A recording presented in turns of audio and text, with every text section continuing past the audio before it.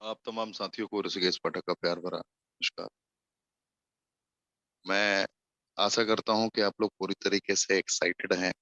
Daily basis पे कुछ ना कुछ बेहतरीन सीखने को आपको मिलता है, जहां से आपकी जिंदगी में एक सकारात्मक बदलाव आ सके। ये मेरी कोशिश है, ये मेरी पहल है। एंड डेली बेसिस पे कुछ ना कुछ अलग सिखाने का, बताने का, एहसास कराने का तात्पर्य मेरा बस यही है कि आप जहां भी हैं, जिन परिस्थितियों में भी हैं, जिन हालात में भी है, जो भी जिंदगी को आप एहसास कर रहे हैं, जो भी आप प्राप्त करना चाहते हैं जीवन में, वहां पे आप बहुत बड़े पैमाने पे अपने मुकद्दर को संवार सके, अपग्रेडेशन मोड को एक्टिवेट करके अपनी जिंदगी को एक अलग दिशा प्रदान कर सके। यही मेरी कोशिश होती है। डिसीजन मेकिंग देखने में कितना आसान लग रहा है, जीवन में निर्णय लेना, निर्णय बनाना, किसी भी समस्या का हल निकालना देखने में बहुत आसान, लेकिन बहुत सारे लोग डिसीजन नहीं ले पाते जिंदगी में। मैं अगर आपको एहसास कर रहा हूं तो जीवन में ऐसे मैंने बहुत सारे लोगों को देखा है, और आपने आंकड़े भी देखे हों। बहुत सारे लोग जीवन में सिर्फ फैसला ना ले पाने की वजह से जिंदगी में खुद को मिटा देते हैं। पता है आपको? ये थोड़ा हैरान हो जाएंगे आप ये सुनने के बाद कि ये पाठक जी क्या कह रहे हैं आप। बिल्कुल सही कहा मैंने। बहुत सारे लोग सिर्फ जीवन में सही डिसीजन ना ले पाने की वजह से खुद को मिटा देते हैं, क्योंकि जीवन में कुछ छोटे छोटे बदलाव लाने के कारण उनका जीवन पूरी तरीके से परिवर्तित हो सकता था, लेकिन उन्होंने अपनी जिंदगी में छोटे छोटे बदलाव नहीं लाए, जिसका परिणाम ये हुआ कि वक्त के रहते हुए वो संभल नहीं पाए, और जब वक्त बीत गया तो पछताने से क्या हो, डिप्रेशन में चले, और डिप्रेशन में जाने के बाद फिर सुसाइड कर लिया, आत्महत्या कर लिया। ऐसे बहुत सारे केसेस बड़े बड़े अभिनेताओं के साथ भी ऐसा हुआ है, दिग्गज अभिनेताओं के साथ भी ऐसा हुआ है, और बड़े बड़े कॉर्पोरेट के लोगों के साथ भी हुआ है, और बहुत सारे स्टूडेंट के साथ भी ऐसा हुआ है, जो साधारण जिंदगी में उलझे पड़े हैं और जिन्हें समझ में नहीं आता कि करना क्या है। तो डिसीजन मेकिंग, निर्णय लेना या फिर समस्या का हल निकालना, ये बहुत बड़ी बात नहीं है, लेकिन देखा जाए तो ये पूरी जिंदगी का एक सार है। जिसको समझ लिया आपने, पूरी जिंदगी सुधर जाती है। जैसे उदाहरण के तौर पर अगर मैं आपको समझाने की कोशिश करूं, बताने की कोशिश करूं, तो आप ये समझ सकते हैं कि अगर आप इमेजिन कीजिए कि आप जीवन में कोई निर्णय नहीं ले पा रहे हैं कि जीवन में करना क्या है। जैसे 10th आपने कंप्लीट कर लिया, 12th आपने कंप्लीट कर लिया, अभी आपके सामने बहुत सारे रास्ते खोले हुए हैं। आपने डिसीजन लिया कि चलिए मैं गवर्नमेंट जॉब की प्रिपरेशन करता हूँ। तो गवर्नमेंट जॉब में आप कहाँ जाने की प्लानिंग कर रहे हैं, क्या करना चाहते हैं? 3 साल 4 साल अपना ग्रेजुएशन कंप्लीट करने के बाद आपने क्या नेक्स्ट स्टेप सोचा है? क्या यूपीएससी की प्रिपरेशन आपने सोची है? यूनियन पब्लिक सर्विस कमीशन की प्रिपरेशन आपने सोची है? या फिर आपने कुछ और सोचा है? क्या आपने व्यापारिक पद्धति में विस्तार की मानसिकता के साथ में आपने ये पढ़ाई की है? या फिर आपने इंजीनियरिंग के फील्ड में कुछ बड़ा करने की सोच के साथ आपने कर्तव्यनिष्ठ होकर कर्म किया है? तो बहुत सारे दोराहे होते हैं जहां पे इंसान सोच नहीं पाता, कभी कभी अपनी खूबियों को आइडेंटिफाई नहीं कर पाता, और कभी गलती से खूबियों को आइडेंटिफाई भी कर लिया तो अपने मित्रों के कहने पे, अपने लोगों के कहने पे बेचारा वो कंफ्यूज रहता है। तो मैं आपको जो समझाने की कोशिश कर रहा हूं वो समझिए। जीवन में कभी कभी अंतरात्मा की आवाज होती है जो आपके जिंदगी का पूर्णतया मूल्यांकन करने का सामर्थ्य रखता है कि मेरी जिंदगी कहाँ है, मैं हूं कहाँ, और मैं कर क्या सकता हूं। तो जब आप अपनी वास्तविक स्वरूप को हृदय से एहसास कर रहे होते हैं, तो आप जीवन में बहुत सारे ऐसे निर्णय हैं जो ले पाते हैं, समझ पाते हैं कि मेरे लिए यही कार्य है जो मैं कर सकता हूं, इसके अलावा मैं कुछ नहीं कर सकता। एक उदाहरण के तौर पर दूसरा, अगर दूसरे तरीके से अगर मैं आपको समझाने की कोशिश करूं, तो अगर आपको पता है कि मेरा वेट 100 एंड अबव है, 100 kg मेरा वेट है, और मेरा आइडियल वेट 80 होना चाहिए था। अगर आपको पता है कि मैं 22 kg मेरा एक्स्ट्रा है, तो आप ये सोच सोच के परेशान हो जाएं कि मेरा बॉडी बहुत बेकार लग रहा है, या मैं इतना ओवरवेटेड कैसे हो गया, या आप निर्णय लेंगे कि अर्ली मॉर्निंग मुझे उठ के एक्सरसाइज करना है, मुझे डाइट कंट्रोल करना है, मुझे सही तरीके से मैनेज करना है। तो जीवन में बहुत ऐसी परिस्थितियां आती है जो आपके कंट्रोल में होती हैं। मैं फिर से दोहराना चाहूंगा, जीवन में बहुत ऐसी परिस्थितियां आती है जो 100% आपके कंट्रोल में होती है, लेकिन आप उसे कंट्रोल क्यों नहीं कर पाते? क्योंकि आप सही वक्त पे निर्णय नहीं लेते। और जीवन में कभी भी याद रखिए, आपको फैसले अपने हृदय को समझते हुए, अपनी ऑर्गेनाइजेशन की परिस्थितियों को समझते हुए लेने हैं। कभी भी जज्बात में आके कोई फैसले नहीं लेने, एक्साइटेड होकर जीवन में कभी भी फैसले नहीं लेने। कहते हैं, जीवन में कहा गया है कि जीवन में क्रोधित इंसान जब हो, जब बहुत क्रोध में हो या बहुत ज्यादा एक्साइटेड हो, तो जीवन में कभी भी निर्णय नहीं लेना चाहिए। बहुत लोगों को मैंने देखा है जो गलती कर देते हैं। लोग किसी से थोड़ी बहुत लड़ाई हो गई या किसी से झगड़ बैठे, तो चुनौतियों को अलग तरीके से वो रिप्रेजेंट कर देते हैं। उनका कहना होता है, देख मैं ये करके तुम्हें दिखा दूंगा, मैं तुम ये कर दूंगा, मैं वो कर दूंगा। बहुत सारी कमिटमेंट कर देते हैं और बहुत सारे लोग ऐसी जगह पे डिसीजन ले लेते हैं जहां वो फंस जाते हैं। ये छोटी छोटी बारीकियां हैं जिसकी गहराई को समझने के बाद आप बहुत दूर तक जा सकते हैं, बहुत गहराई में उतर कर कर्तव्यनिष्ठ होकर कर्म कर सकते हैं, क्योंकि आपको पता होगा समस्या ये है। और जब आपको पता चल गया कि समस्या ये है, तो आपको ये भी पता चल जाएगा कि समाधान ये है। मेरी बात समझ पा रहे हैं आप? अगर आपको पता चल गया कि दर्द ये है, तो इसका मरहम भी आपको पता चल जाएगा। और दुनिया की सबसे बड़ी हैरानी वाली बात यह है कि समस्या, दुनिया की किसी भी समस्या का समाधान इंसान को पता होता है, लेकिन वो गौर नहीं करना चाहता, वो एक्सेप्ट ही नहीं करता कि उसे सब कुछ आता है। मेरी बात समझ पा रहे हैं आप?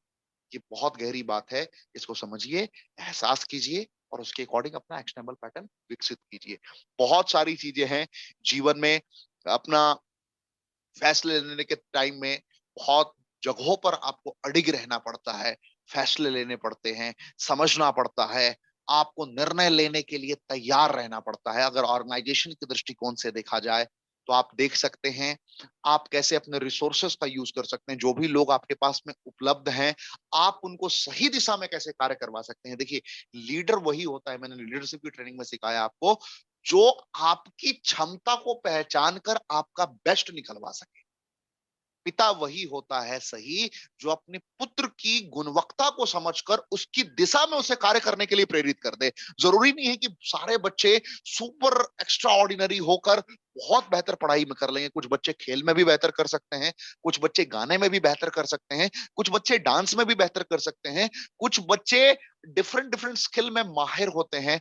आप उनको जगह तो दें, उनकी क्वालिटीज को आइडेंटिफाई करके उन्हें उस दिशा में कार्य करने के लिए प्रेरित करें। अड़ोस पड़ोस की बातों को सुनकर निर्णय नहीं लेना है।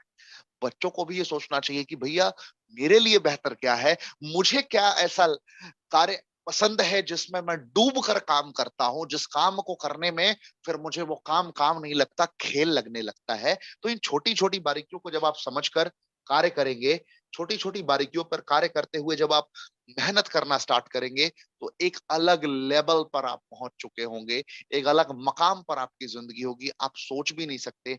आप चैलेंजेस, आपके समक्ष समस्याएं आएंगी। जब जीवन है, तो जीवन में अगर आप जीवित हैं, जिंदा हैं, तो आपके पास चुनौतियां आएंगी। लगेगा कि ये कैसे मैं करूं, व्हाट शुड आई डू, ये सवाल अपने जहन में आएगा। लेकिन आपको उन चुनौतियों का दृढ़ संकल्पित इरादे के साथ में सामना करना है। रुकना ठहरना नहीं है, कर्तव्यनिष्ठ होकर कर्म करना है। एवेल्युएट ऑप्शंस देखिए। अगर मुझे मेडिकल में जाना है, मुझे इंजीनियरिंग में जाना है, डिफरेंट कॉम्पिटिटिव एग्जाम्स को क्वालिफाई करना है, या मुझे अपनी ऑर्गेनाइजेशन में टॉप पे जाना है, मैं क्या ऐसा कर सकता हूं? क्योंकि हर इंसान से भिन्न है। आप किसी के साथ भी अपना मुकाबला नहीं कर सकते। आपके अंदर जो परमात्मा ने शक्तियां दी है, वो किसी और से मैच नहीं हो सकती। आपका चेहरा किसी और से मैच नहीं होता है। आपके हृदय में जो शक्तियां व्याप्त है, जो अंतरात्मा में शक्तियां व्याप्त है, वो किसी और से मैच हो ही नहीं सकती, क्योंकि आपकी क्वालिटी यूनिक है। ये आपको समझना पड़ेगा। जब चेहरा नहीं मिलता, तो आपका गुण भी नहीं मिलता है।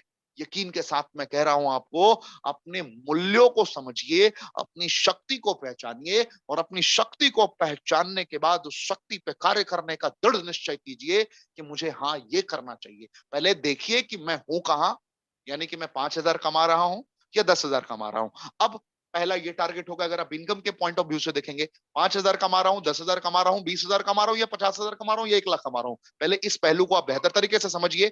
और जैसे ही आपने इस पहलू को बेहतर तरीके से समझ लिया, जैसे ही आपने इस पहलू को बेहतर तरीके से एहसास कर लिया, तो दूसरा पॉइंट आता है जहां पे आपको समझना है कि मैं ऐसा क्या कर सकता हूं कि मैं अगर 50,000 कमा रहा हूं, तो मैं 5 लाख कमाने लगूं। अब उसके ऑप्शंस क्या क्या हो सकते हैं? Which options will be better for me? अगर मैं रियल एस्टेट फील्ड में जाना चाहता हूं, अगर मैं नेटवर्क मार्केटिंग के फील्ड में जाना चाहता हूं, मल्टी लेवल मार्केटिंग के फील्ड में जाना चाहता हूं, अगर मैं खुद का स्टार्टअप डालना चाहता हूं, which field will be better?